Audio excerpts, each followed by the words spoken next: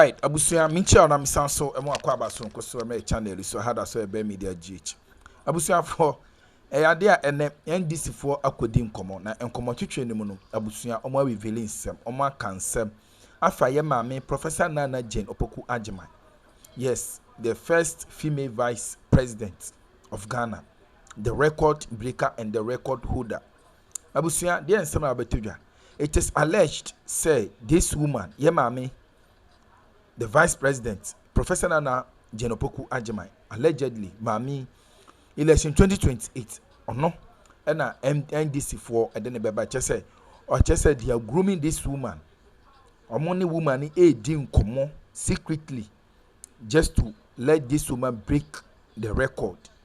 And you want say His Excellency John Dramani Mahama born a home modern or no vice president or more bomb home modern papa Mahama ye president in last 10 years in 4 years akai or born homodin to win the heart of Ghanaians. Intinia Obibi Obeba on the ticket of a year NDC. So far as Mahama, it to me a deliver here dear Obi Obebiano. Ghanaians are willing and ready to vote for. Nabusia, dear Sam Nabetuja, Yemami.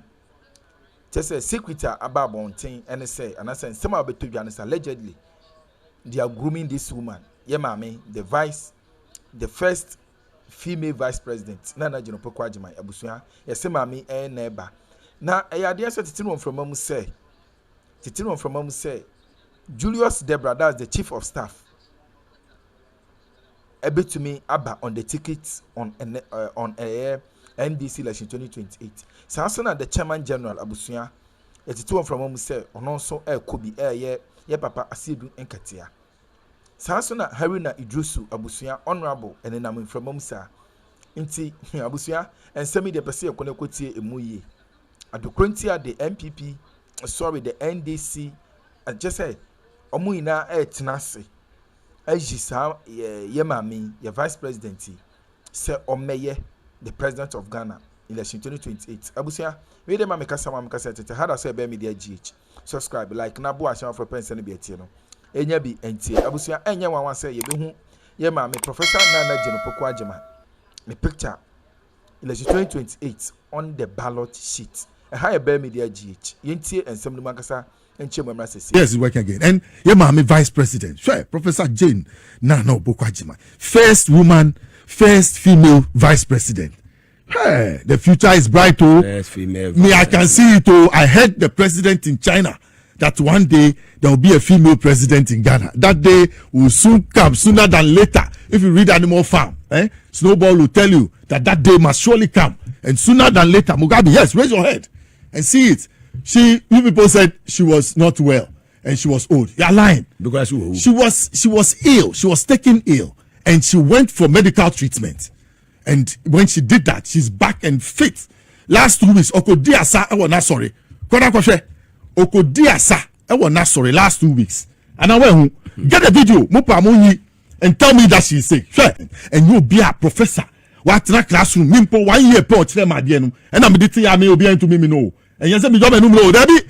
Mimpo 1 year into your chair or mine 4 years. Debbie went to me and the class. No, me ball lecture. Need yes, I make lecture no nye bibia utiabon awabon. Eti enu na mekano. Eti Professor Jane na no pokwajimai. Affirmative action continue. Alistair Taro na sa city. Me dear, ma, me wish you apomudi kesiye, good health and good strength and brighter wisdom as you speak. Oka koko sector one sempono. Oma will say gumi. Say you understand all the sectors with ease. That is why it's not easy. This is the first time a woman heads the economic management team. Yes, and I'm telling you, yes, they will manage the micro and still manage the macro at the same time. Onim sika ebefa ide ebeko jomwa ebetu media duane table, so we will not be extravagant. She knows how to cut a coat according to the pattern and design of the cloth. That is why we are where we are, and we'll continue to promote her works and all that. Is Mugabe Ghana what I supports it, and also the president, when he was giving a speech at the Global Leaders Forum on Women, made some comments about the fact that soon Ghana would have a female president. And people have given it all kinds of interpretations, you know. Some have actually even suggested that the president is backing his vice president to succeed him. And some are saying, no, that's not it. I don't know whether, so perhaps let's start from that softer political side and we can come to the real hardcore. Well, I think the facts are very clear.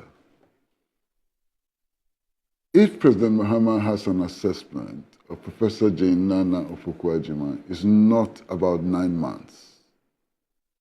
President Mahama worked with her as Minister of Education for some time. Her record as the first female vice chancellor, you know, at the University of Ghana is also public record. Her distinction as an academic and a researcher and so on is also a matter of public record. So all of these are available not just to President Mahama, but to any and everybody who wants to assess, you know, her capability. So it's not about 9 months. I think we should take that out. I was looking at the governance as a vice president, but that's fine. I Yeah, think but all of these things are all there for brought us on board, as to look that's at, correct. you know. Now, beyond that, it is also significant that the president did not specifically mention her, and that those who are mentioning her as the president's choice are engaged in some kind of speculation. You understand? It may well be that the president had her in mind when he spoke, but he didn't mention her. What the president simply said was that Ghana is developing to the extent that women are breaking what he calls the glass ceiling, and made references to significant opportunities offered to women in government, in the security services, in education, and so on, for women to excel. And I'm happy that anybody will be doing that. Women constitute more than 50% of the Ghanaian population. And any attempt to keep them in the background, to deny them, you know, the right of participation in any aspect of the national life is silly. You understand what I mean? Because you are denying more than half your population an opportunity to contribute to your development, and it doesn't make any sense at all. So that's the context within which the president spoke. Now, having said that, look at all the people, characters, and so on, who want to be president in Ghana. Look at them, all of them. They may be coming from CPP, they may be coming from MPP, they may be all kinds of people in the NDC and so on. If you look at all the array of people and so on, is Professor Jane Nana Opoku-Agyeman not qualified to become president? Look at the people who are offering themselves. So what is the big deal? What is the problem? What's the big deal? I don't see it. Anyway, Kwesi. Yeah, I mean, look, the president went to China to attend a conference on women empowerment. I think that was the primary reason for him going to China. And whilst in China, he has engaged with the Chinese authorities, including the president, to discuss economic and trade relations. You understand? The details are emerging, and it is obvious that the Belt and Road Initiative is one of the options that we are looking at. It's also obvious that we are looking at the offer of zero tariffs for a number of African countries, including Ghana. So concretely, there are things on the table.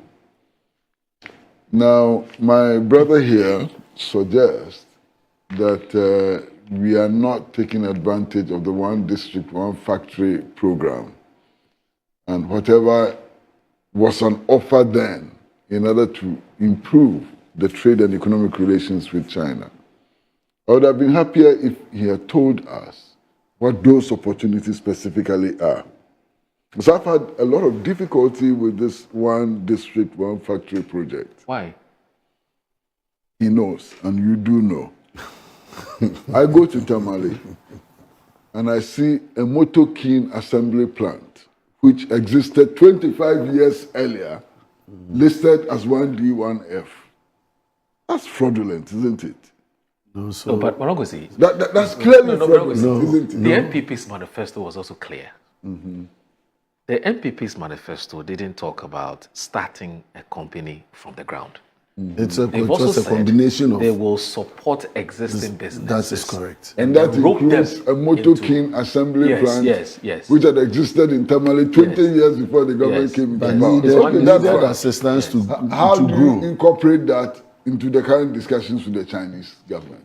No, my Show me how conversation. you are going to incorporate that No. in the current discussions with the Chinese Uncle Kwesi, government. Can't we produce motor and export it, China? Uncle Kwesi, Can't we produce motor and export Uncle Kwesi, to Ghana? Uncle Kwesi, Produce Motor King in Uncle Ghana Kwesi, and export to China. Uncle Kwesi. More be a little serious. Uncle Kwesi, my, Please stop the joke. Uncle Kwesi, my Motor King, No, which that's is just made no, in that's just China. my That's Uncle just Kwesi. that's just my Uncle Kwesi, my comment on the 1D1F. What is this? My comment on the 1D1F was not connected to trade with China. Okay. It was in the context of creating opportunities, building industries and companies that will be able to provide the needed export No, to either AFTA, which is our African trading partners, and outside Africa. yes. So in that there's- light, so then you're saying the same thing. no. Because I think the matter had to do with what can we produce. No, but we are looking beyond China. What advantages do we have in our But economic yes, so and that's trade when- relations so that's with when the China? 1D, That's 1F a- matter came up. That's a legitimate question to ask. Yes. But when you bring it down to one district, one factory level, we are going No, to but create a that lot is of where problems. you So also are building going to your create a- industrialization. We need to have a national policy. Assembling motor But it bicycles goes in beyond Cameroon. it. Uncle Kwesi, are you saying that you've not seen other companies built under 1D1F that manufactures and exports? Mention them, we are here. If you mention I should them, mention the names of the if you companies. mention them, I will accept. Mention them. No, but this is a statement of fact. I'm surprised you say that the I'm not 1D1 saying and that the, is not a statement of fact. so I'm why saying should that I? You know. If it, So but tell you also me. know. You also know several Now you're not telling companies. me anything. You're complaining. Oh, Uncle Kwesi. Master, I beg. Uncle Kwesi, Uncle Kwesi. I So, beg. so it's all, and these are some of the things we need to be mindful as a country, that when companies or governments create opportunities for us to build our industrialization base, and to make sure that, because our economy thrives on export, not just import. And so any opportunity, if you check those in the manufacturing of sanitary ware, go and check the companies that are producing sanitary ware and exporting out of this jurisdiction. Look at companies that have taken advantage of our agro industry and are exporting out of this country. And so you look at what businesses see outside the country, and then we take advantage of, build those capacities, provide government enabling environment so that those places will thrive. Okay. And the same way with this zero tariff, government, and that's where I'm coming from, government should be able to clearly know how are they positioning the country to take advantage of. And you mentioned that if currently our trade with China, our export to China constitutes just 11%, and China is exporting up to 45%. Are we saying that there's nothing that government can do in terms of setting the framework or the environment for Ghanaians to take advantage of producing things that are marketable and that can be exported into China? And that is what we need to be discussing. But that's exactly what the conversations are about. Why? I just read the report in which the president is saying that the loose ends will be tied by the end of October. You read it. Yes. And that they are discussing these matters. These are the matters on the table. It's not like they're not on the table. There are matters on the table receiving attention, being discussed very seriously. Okay? So far, China is the only country in the world which is offering Africa, not just Ghana, zero tariffs. Zero tariffs. And it's something that we should be interested in. So far, throughout the world, China is the only country which is offering us the Belt and Road Initiative. No other country anywhere, no development bank is offering us that opportunity and so on. So let's discuss, let's come up with concrete proposals which would help us to improve trade and economic relations between Ghana and China. Finish. That's all. Unless we have some fundamental ideological or political problem with China, this, as far as I'm concerned, is a very fine opportunity. Okay. And I'm so very happy that the president is taking advantage of this opportunity and helping to set the pace, for improvement in economic and commercial relations with China. And Opoku worries. Do you think this is the solution, the panacea to solve the problem? Perceived grade B, take it to grade A. Perceived grade C, take it to grade B. Well, I think what we ought to aim at is to build schools with uniform standards throughout the country and for everybody. Understand? And which was a vision of Dr. Kwame Nkrumah, wasn't it? Of course. And then also not just that, you would recall that the last government, and I'm talking about the Akufo-Addo government, sought to limit the influence of parent-teacher associations in the development of the schools. Now, the rationale then was that some of these schools, because of their very nature and so on, have parents and guardians who are better endowed than the other schools. And these parents are able to pump in a lot of resources for the development of the schools, way above what other parents in other schools can do. And I thought that that was a sensible, good policy. The standard of education, the standard of our schools should not be dictated by the capacity of guardians and parents. Because it's the only way of ensuring that there is a certain level of uniformity and so on. But having said that, it is also not true that these so-called special schools or advanced schools produce the best students. It's not true. I mean, there's statistics to suggest that people have been to less privileged schools and they've excelled in science and mathematics and other subjects. And all of us do know that if you walk the streets of Accra, for example, you find drug addicts and so on who came from these so-called privileged schools. Right. Indeed, if you come to the lower levels, it's very shocking.